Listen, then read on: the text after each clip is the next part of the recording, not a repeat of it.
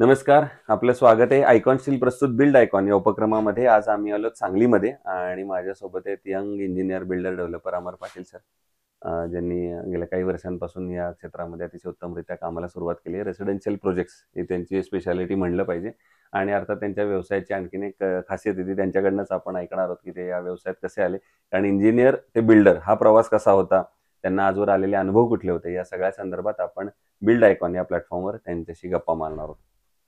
तर गप्पांना आपण थेट इथून सुरुवात करूया थोडी फ्लॅशबॅक पासून. ते म्हणजे तुमचा शैक्षणिक प्रवास कसा होता तो आम्हाला आधी ऐकायचा आहे. म्हणजे शाळेपासून कॉलेजपासून सिव्हिल इंजिनिअरिंग या फील्ड मध्ये वळण्यासाठी प्रेरणा कुणाची होती आणि कसा होता हा सगळा शैक्षणिक प्रवास, काय सांगाल? नमस्कार. पहिले तर मी आयकॉन तुमचा जो कार्यक्रम आहे त्याला मी शुभेच्छा देतो. कारण तुम्ही हा असा नवीन प्लॅटफॉर्म मगाशी आपलं जे बोलणं झालं की अशा पद्धतीनं जे आम्हाला मोटिवेट करताय त्याबद्दल पहिल्यांदा आम्ही तुमचा आभारी आहोत की तुम्ही आम्हाला ही संधी उपलब्ध करून दिली. तर माझं मूळ गाव कराड. अच्छा. माझं शिक्षण झालं माझं कराडपासून एक 10-12 किलोमीटरवरती घोणशी म्हणून गाव आहे.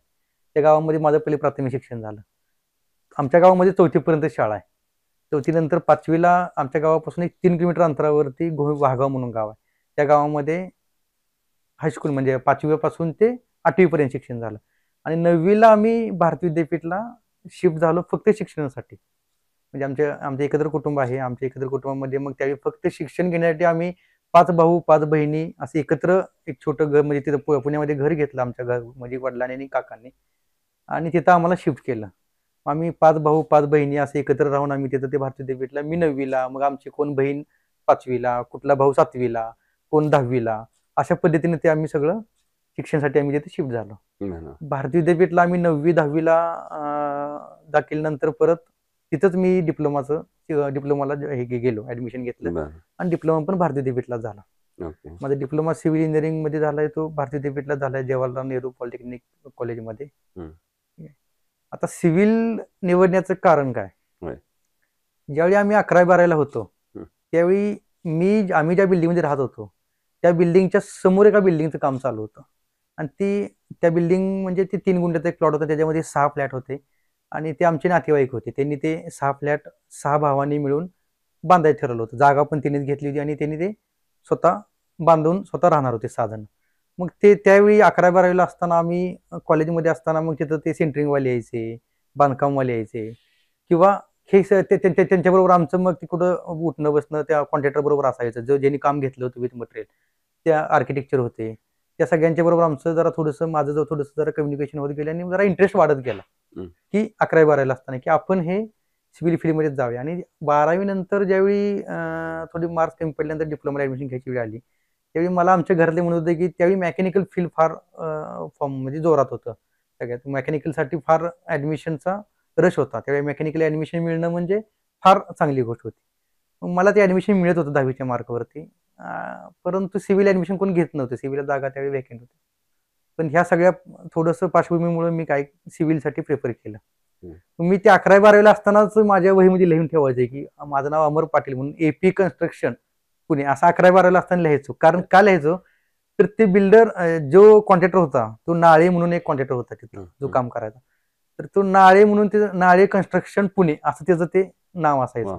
मग त्याची ती बोलायची पद्धत, कामगारांच्या बरोबर ती हसत खेळत काम करायची पद्धत किंवा त्यांच्याबरोबर जी अटेंडमेंट झाली ती आपण पण अशा पद्धतीने काहीतरी करूया किंवा आपल्याला हे तरी इंटरेस्ट वाढत गेल्यानंतर आपण पण असं काहीतरी करू शकतो किंवा करण्याची इच्छा तयार झाली आणि त्यातून आपण तो प्रवास पुढे नेला. मग घरच्या सगळ्यांचा विरोध असताना पण आपण सिव्हिलला ऍडमिशन घेतलं. अशा पद्धतीने मी सिव्हिलला मोटिवेट होण्याचं कारण पण आता मग एवढ्या प्रवासानंतर आता घरच्यांची प्रतिक्रिया काय आहे की जेव्हा त्यांचा विरोध होता एकेकाळी तुम्हाला या फील्डमध्ये येण्यासाठी आणि आता तुम्ही चांगल्या यशाच्या मार्गावर लागलेला, तर आता घरच्यांची प्रतिक्रिया काय आहे? आता म्हणाल तर घरच्यांची प्रतिक्रिया खूप चांगल्या आहेत.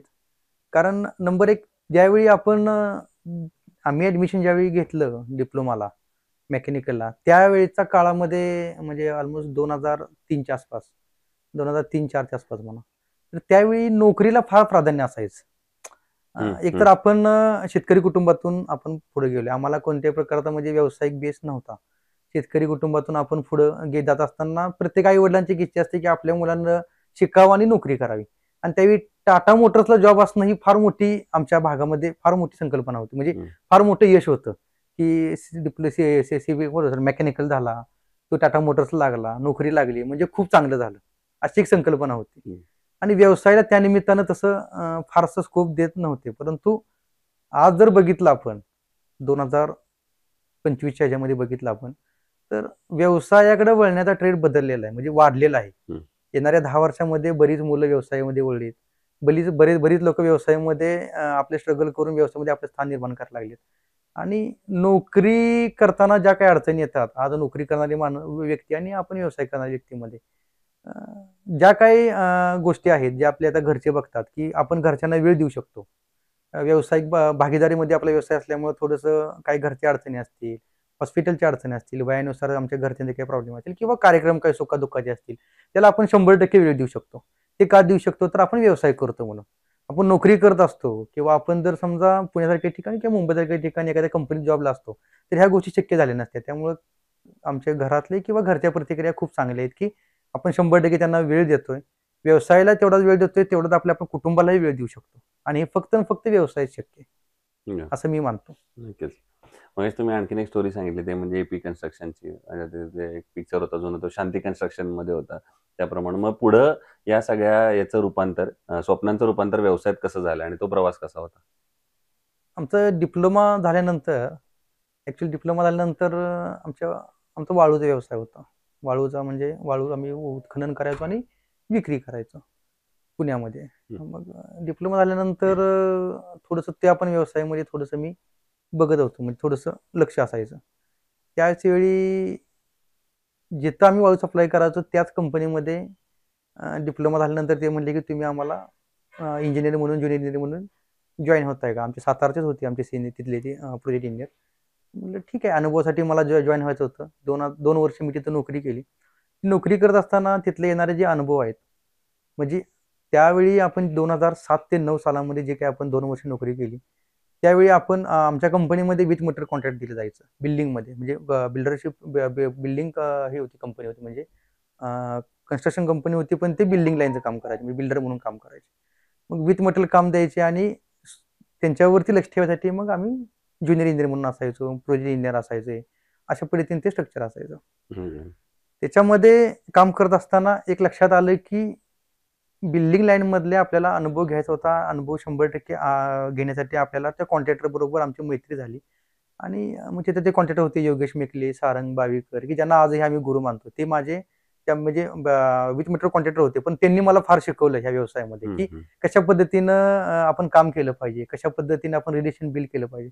आणि आमचे एकदम रिलेशन बॉन्डिंग चांगलं झालं. त्याच्यामध्ये सब कॉन्ट्रॅक्टर सगळे चांगले बॉन्डिंग झालं. म्हणजे बांधकाम प्लॅस्टरवाले असू द्या, टाईलचे कॉन्ट्रॅक्टर असू द्या, कलरचे असू द्या, किंवा तुमच्या त्या संबंधित असणारे वॉटरप्रूफचे कॉन्ट्रॅक्टर असू द्या, सगळ्यांच्या बरोबर ते रिलेशन 1-2 वर्षामध्ये चांगले डेव्हलप झाले. आणि मला सांगायला आनंद आहे की 2007 ते 9 मध्ये जे काही रिलेशन बिल्डअप झाले, 2025ला पण मी जिथे नोकरी करत होतो, माझ्याकडे जे विथ मटेरियल कॉन्ट्रॅक्टर होते, त्यांच्याकडे जे सब कॉन्ट्रॅक्टर होते, तेच सब कॉन्ट्रॅक्टर आज माझ्याकडे बिल्डर असताना माझ्याकडे काम करतात, पुण्यावरून येऊन सांगलीला. म्हणजे बांधकाम कॉन्ट्रॅक्टर माझा तोच आहे. 2012ला मी माझी पहिली बिल्डिंग चालू केली कराडला. 2012 पासून स्टील डे 2025 पर्यंत तोच बांधकाम प्लॅस्टरवाला कॉन्ट्रॅक्टर आहे की जो मी नोकरीला असताना माझ्याबरोबर काम करत होते. तोच आज माझ्याकडे बिल्डर म्हणून, माझ्याकडे कॉन्ट्रॅक्टर म्हणून काम करतो.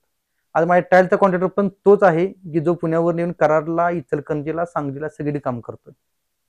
हे कशामुळे घडलं की 2 वर्षामधली आमची मैत्री, 2 वर्षामधले आपले जे काही रिलेशन बिल्ड झालं. कारण एक फंडा फिक्स होता की आपल्याला व्यवसाय करायचा आहे, नोकरी करायची नाही. त्यामुळे आपण 100% त्या लोकांशी आणि थोडंसं मैत्री संबंध वाढले.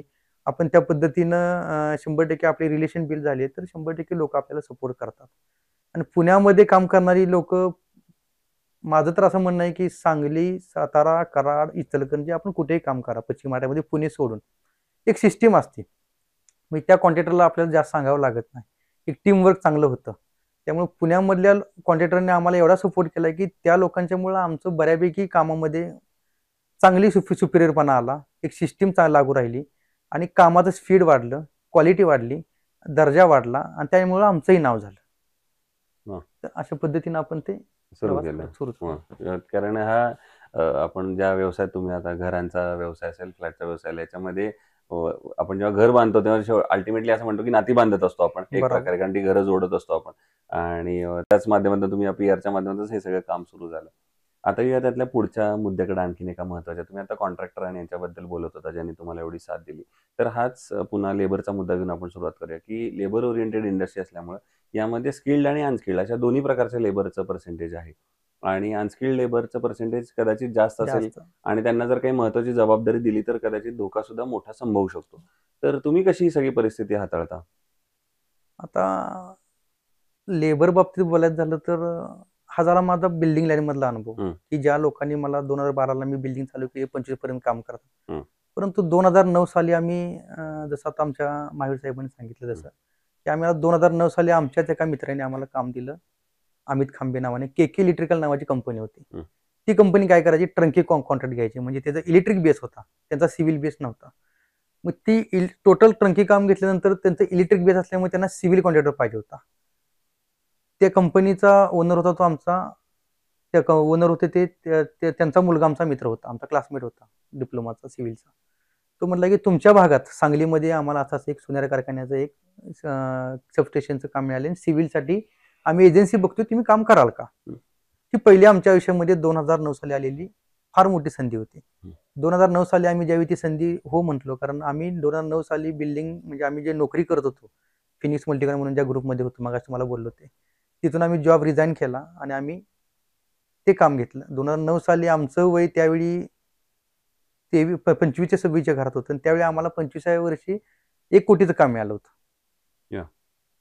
ते काम आमच्यासाठी आव्हानात्मक होतं, कारण आम्हाला कॉन्ट्रॅक्टर म्हणून काही अनुभव नव्हता. आम्ही बिल्डिंगमध्ये काम करत होतो. आम्हाला शुगर फॅक्टरीचं जे काही कॉन्ट्रॅक्टिंगचे काम आहे त्याच्यामध्ये अनुभव नव्हता. परंतु त्या काम करत असताना सांगलीमध्ये कडेगाव तालुक्यात सोनेरी कारखाना म्हणून आहे, तिथं आम्ही हे काम चालू केलं. ते काम चालू करत असताना आम्हाला 100% KK इलेक्ट्रिकल कंपनीचे सिव्हिल डिपार्टमेंटचे वांकर साहेब आहेत, त्यांचे ओनर आहेत, की जे कुलकर्णी साहेब, म्हणजे खांबे साहेब, या सगळ्या लोकांनी सपोर्ट केला की तुम्ही करू शकताय. मग आम्ही 3 पार्टनर, म्हणजे मी, महावीर आणि दिग्विजय, आम्ही तिघांनी मिळून ते काम चालू केलं. ते काम चालू करत असताना आम्हाला सगळ्यात मोठं, तुम्ही जे आता मगाशी म्हणला की स्किल्ड आणि अनस्किल्ड लेबर, म्हणजे त्या मुद्द्याकडे मी येतो की जो तुमचा प्रश्न आहे. तर त्याच्यामध्ये अनस्किल्ड लेबर आपल्याला कशा पद्धतीने मदत करू शकतात आणि आपल्याला कशा पद्धतीने सपोर्ट करतात. तर ज्यावेळी मी काम घेतलं त्यावेळी तिथं मॅक्सिमम काम होतं डबर बांधकामचं, म्हणजे दगडी बांधकामचं काम होतं. मल्लाप्पा चौगुले म्हणून तिथं एक अनस्किल्ड लेबर होता, म्हणजे जो कॉन्ट्रॅक्टर होता, अनस्किल्ड होता. त्याच्याकडे म्हणजे अंगठा, त्याला म्हणजे साईन करायला सुद्धा येत नव्हती. त्याचा म्हणजे चेक लिहायचं तर अंगठा बांधायचा आणि तिथं आपण साईन करून मग ते आपण काम करायचं. म्हणजे अशी परिस्थिती होती की मल्लाप्पा चौगुले हा एवढा अनस्किल्ड होता, पण त्याच्या अंडर 80 ते 90 लोक कामाला होते, पण तिला लिहिता वाचता येत नव्हतं बघा. आणि मोबाईल नंबर, जर तुम्ही तुमचा मोबाईल नंबर, समजा तुमचा मोबाईलवरनं तुम्ही जर दिवसभरात त्याला फोन केला नाही तर तुम्हाला त्याचा रिटर्न फोन येणार नाही. त्याला कारण असं की माझा नंबर 982356 आहे, तर शेवटचे 856 हे त्याच्या मोबाईल नंबरचे डोक्यात फिडिंग असायचं. सकाळी आपण त्याला फोन केला तर त्याला ज्यावेळी कधी काम असेल त्यावेळी तो त्या नंबरला बरोबर मला तो फोन करायचा. पण अनस्किल लेवलवरती जर तुम्ही खऱ्या अर्थानं त्याची अटॅचमेंट वाढवली, त्याच्या म्हणजे त्याच्याबद्दल आपण जर 100% प्रेमाने राहिलो, त्याच्याबद्दल आपण त्याच्या कुटुंबातले एक सदस्य आहोत किंवा तो आपल्या कुटुंबातले एक सदस्य आहे, अशा पद्धतीने जर तुम्ही वातावरण निर्माण केलं तर 100% अनस्किल लेबर सुद्धा तुम्हाला कोणत्या प्रकारची किती मोठं आव्हानात काम दिलं तर तुम्हाला ते सपोर्टच करतात. थोडक्यात सांगायचं की तुम्ही कशी रिलेशन बिल्ड करताय त्याच्यावरती सगळ्यात महत्व आहे. म्हणजे ह्या इंडस्ट्रीमध्ये पैसे तर आहेतच, म्हणजे तुम्ही व्यवहार व्यवस्थित जपलेच पाहिजेत, पण व्यवहाराबरोबर सगळ्यात महत्वाचं तुम्ही काय जपलं पाहिजे तर आपलेपणा. तुम्ही सगळ्यात महत्वाचं काय जपलं पाहिजे तर तुम्ही तुमच्या ज्या फील्डवरती काम करता, जिथे काम करताय, उदाहरणार्थ तुमचे लेबर असू द्या, वॉचमन असू द्या, अनस्किल लेबर असू द्या, स्किल असू द्या किंवा इंजिनियर असू द्या, स्टाफ बरोबर तुमचं किती प्रेमानं वागताय. तुम्ही आपली कंपनी म्हणून तुम्ही मायासाठी काम करत असताना मायासाठी करण्यापेक्षा आपल्याच कंपनीसाठी काम करताय ही भावना कशी निर्माण करताय याच्यावरती फार मॅटर करतं.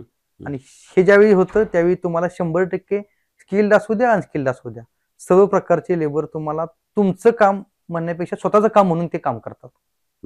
आणि हे करण्याची जागृती ते करण्यासाठी त्यांच्यासाठी आपण त्यांना तेवढ्या पट्टीत तेवढ्या प्रेमानं आपण वागणूक देणं फार गरजेचं असतं, बरोबर. असं मी समजतो. क्या बात आहे. म्हणून मी मगाशी पण म्हटलं, की हा सगळा प्रवास पुन्हा नात्यांवर, पियरवर, रिलेशन्सवर येतोय. त्यातलाच हे एक महत्त्वाचा नात्यांवर आता मी जाणार आहे. तो म्हणजे ग्राहकाशी असलेलं नातं. कारण ग्राहक हा असं नातं आहे, की ज्याला आपण कितीही देण्याचा प्रयत्न केला तरी सुद्धा बऱ्याचदा कस्टमर सॅटिस्फॅक्शन या लेव्हलला फार कमी लोकं पोहोचतात. आणि त्यातलाच एक मुद्दा कस्टमरचा असतो तो म्हणजे बजेट. की त्याचं एक बजेट त्याच्या डोक्यात त्यानं फिक्स घेतलेलं असतं, की माझं एवढंच बजेट आहे. आणि तुमचं तर आपण म्हणतो का जेव्हा कन्स्ट्रक्शन किंवा ते देण्याची क्वालिटीची वेळ येते, तेव्हा ही क्वालिटी आपण ठरवलेली असते. सो हे बजेट आणि क्वालिटी या दोन्हीचा समतोल मग तुम्ही अशा वेळेला कसा साधता? जेव्हा वेगवेगळ्या ठिकाणी काम करत असता तेव्हा? आता तुम्ही सांगितलं की कस्टमर म्हणजे हो. फ्लॅट जे आपला घ्यावा. ग्राहक आहे, फ्लॅट हो. घेणारा ग्राहक आहे. फ्लॅट ग्राहकाशी आपल्याला असल्यावर किती दिलं तरी सुद्धा फ्लॅट ग्राहकाला ते कमीच वाटतं, हो. किंवा त्याच्या अपेक्षा अजून त्याच्या त्या अपेक्षा खूप किमतीपेक्षा जास्त वाढतात, असतात. असं तुमचं म्हणणं बरोबर, आहे. बरोबर. तर हे काय अर्थी मला मी असं म्हणेन की आपण जे काय देतोय ते 100% त्याच्यामध्ये सुद्धा ते फार हॅपी असतात, हं, हं. म्हणजे आनंदी असतात. बरोबर. तुमची देण्याची भावना पाहिजे. हो, बरोबर, बरोबर. तुमची देण्याची भावना पाहिजे, आणि सगळ्यात महत्त्वाचं म्हणजे तुम्ही जर चांगलं दिलं, तुम्ही चांगलं रिलेशन बिल्ड केलं, तर ग्राहक सुद्धा कधी तुमच्यावरती नाराज होत नाही. ग्राहक आमच्यासाठी देव आहे. सगळ्यांसाठी आपल्याला ग्राहक देव. नक्कीच, एंड नक्कीच. युजर ग्राहक ग्राहकाबद्दल बोलायचं झालं तर तो कधीच खुश नसतो, कधी सुखी नसतो असं नाहीये. हं, हं. पहिला मुद्दा. बरोबर. कारण की आजपर्यंत आम्ही जवळजवळ 100+ प्रोजेक्ट केलेत. हं. पण असं कुठलं प्रोजेक्टमध्ये कुठल्या ग्राहकाकडे आपण जाऊन त्याच्या घरी जाऊन तिथे गेलो तर त्याच्या घरी आपण जाऊ शकत नाही, अशी कुठली परिस्थिती नाही. कारण आपण देतानाच खूप चांगल्या पद्धतीने दिले. बरोबर, बरोबर. आणि ते ग्राहकांना जर तुमचे आणि त्यांची वेवलेन जमली हं. तर 100% त्यात काही अडचण येत नाही. तुम्ही जे म्हणताय त्या पद्धतीमध्ये एक 10% ग्राहक आहेत, बरं. म्हणून 90% ग्राहकांना आपण ते साक्षात आणणं चुकीचं आहे, बरोबर. असं मी मानतो. कारण पहिला मुद्दा असा आहे की हं. ग्राहकाचं बजेट ठरलेलं असतंय, हो. परंतु ग्राहकाचं बजेट ठरलेलं असताना तो तुमच्याकडे तुमच्या विश्वासानं आलेला असतो. बरोबर, बरोबर. म्हणजे त्याला तुमच्याबद्दल काही माहित नसते, तुम्ही कुठला आहात, हं, हं. तुमचं शिक्षण कुठं झालंय, तुमचं बरोबर. नेचर कसं आहे, हं, हं. काही माहित नसते. परंतु तुम्हाला त्याचं ते लोकेशन आवडलेलं असतंय. हं. तुम्ही आता म्हणालात, की 90% ग्राहक असे असतात, की जे समाधानी असतात आणि त्यातले 10% ग्राहक असतात. तर आता आपण उरलेल्या 10% बद्दल बोलू, की जे थोडे असमाधानी असतात किंवा ज्यांच्या अपेक्षा जास्त असतात. तर त्यांच्या अपेक्षापूर्ती मग तुम्ही कशी करता? त्या माध्यमातून किंवा कशी करायला पाहिजे आयडियली? तुम्ही जे म्हणताय 10% ग्राहक म्हणजे ज्यांच्या अपेक्षा फार हो, असतात, हो. आपण किती दिले तरी सुद्धा ते कमी असते. होय. अशा ग्राहकांसाठी आपण 100% त्यांना जे काही फुलफिल करता येईल त्यासाठी देण्याचा आपण प्रयत्नच केला पाहिजे. हं, हं, हं. आणि जरी सुद्धा त्यांच्या अपेक्षा फुलफिल होत नसतील, तरी पण आपण त्यांच्याशी जे काही आपलं नातं आहे, जे आपण 100% त्यांच्या म्हणजे जरी सुद्धा आपण कधीही सुद्धा आपण त्यांच्याबद्दल निगेटिव्ह बोललं नाही पाहिजे, बरोबर. किंवा त्यांच्याबद्दल आपण कुठेही चुकीच्या पद्धतीने वर्तणूक नाही केली पाहिजे. आपण 100% त्यांचं ऐकून त्यांना कन्व्हिन्स केलं पाहिजे, की ह्या बजेटमध्ये, ह्या रेटमध्ये, ह्या लोकेशनला आपण एवढंच देऊ शकतो. हं. मी माझ्या खिशातलं देऊन तरी धंदा करू शकत नाही, हे ज्यावेळी त्याला कळेल, त्यावेळी तो 100% कन्व्हिन्स होतो. बरोबर. दुसरा यातलाच आणखीन एक प्रश्न विचारायचा आहे तो म्हणजे की ग्राहक नेहमीच किंवा कुठलाही माणूस जे आपल्या स्वप्नातलं घर असतं ते आयुष्यात पूर्ण करण्यासाठी एक रुपया जमवत असतो आणि अशा वेळेला ते पैसे पूर्ण एक बिल्डर म्हणून तुमच्या हातात देत असतो. तर अशा वेळेला ग्राहकानं घर खरेदी करताना काय काळजी घेतली पाहिजे किंवा बिल्डर कसा निवडला पाहिजे असं तुम्हाला वाटतं? त्या बिल्डरची काय त्यांनी हे बघितली पाहिजे बरोबर. पॅरामीटर? तुम्ही म्हणलं ते बरोबर आहे. आता म्हणजे बरीच लोक आपल्या पोटाला चिमटा घेऊन घर घेत असतात. हो. कोण आपल्या स्वतःच्या गोल्ड लोन करणं, बाकी बऱ्याच गोष्टी करून ते आपल्याकडे एक 40-45 किंवा त्यांचं जे काही बजेट असेल त्यांच्या म्हणण्याप्रमाणे त्या बरोबर. पद्धतीने ते आपल्याकडे विश्वासानं पैसे देत असतात. म्हणजे त्या पैशाची जबाबदारी आपल्याकडे दुप्पट येते. त्यांनी हं. समजा आपल्याला 1 रुपयाची तर 2 रुपयाची जबाबदारी आपल्याकडे आल्यासारखं आपण आपली जबाबदारी 100% वाढते. तर ग्राहकाने 100% आता रेरानुसार नवीन कायदा आलेला आहे. होय. रेरानुसार रेराच्या अपडेटवरती संबंधित प्रोजेक्ट रेराला अप्रूव्ड आहे का? रेराचा नंबर टाकला की तुम्हाला सगळी डिटेल त्याच्यामध्ये येते. बरोबर. म्हणजे प्लॅन सँक्शन पासून तुमच्या जागा येण्या असण्यापासून ते तुमच्या सगळ्या परमिशन सहित सगळं असल्याशिवाय रेरा नंबर अप्रूव्ड होत नाही. आणि आता कायदेच असे आलेले आहेत की रेरा कायदा असू द्या किंवा ग्राहकांच्या बाजूने हा रेरा कायदा खूप स्ट्रॉंग आहे. ज्यावेळी तुम्ही ग्राहक म्हणून एखाद्या बिल्डरकडे बघताय त्यावेळी त्याची एक्झिस्टिंग कामं पण बघितली पाहिजेत. त्याचं जे काही काम त्याचं वैयक्तिक त्याचं पण रेरा रजिस्ट्रेशन आहे का? 100% सर्च रिपोर्ट काढला पाहिजे. सर्च रिपोर्ट पण रेरा रिपोर्टमध्ये तुम्हाला रेरामध्ये तिथं तुम्हाला दिसेल 100%. हं. जर तुम्ही रेरामध्ये व्यवस्थित अभ्यास केला, त्या त्या संबंधित माणसाची थोडी माहिती काढली तर तुम्हाला काय कळू शकतं कळू आणि शकतं याच्याप्रमाणे 100%. बिल्डर पण आपण निवडू शकतो. बिल्डर निवडू शकतो. पुढचा प्रश्न या सगळ्यापेक्षा वेगळा आहे थोडा आपल्या फील्डपेक्षा. तो म्हणजे सांगलीच्या विकासाचं व्हिजन एक इंजिनियर आणि एक बिल्डर डेव्हलपर म्हणून असं जर विचारलं, तर तुमच्या डोळ्यासमोर कुठले मुद्दे, कुठले क्षेत्र, कुठले सेक्टर येतात, ज्या सेक्टरवर आता काम करण्याची गरज आहे? सांगलीमध्ये बऱ्याच दिवसापासूनचा प्रलंबित पक्ष आहे म्हणजे एअरपोर्टचा. होय.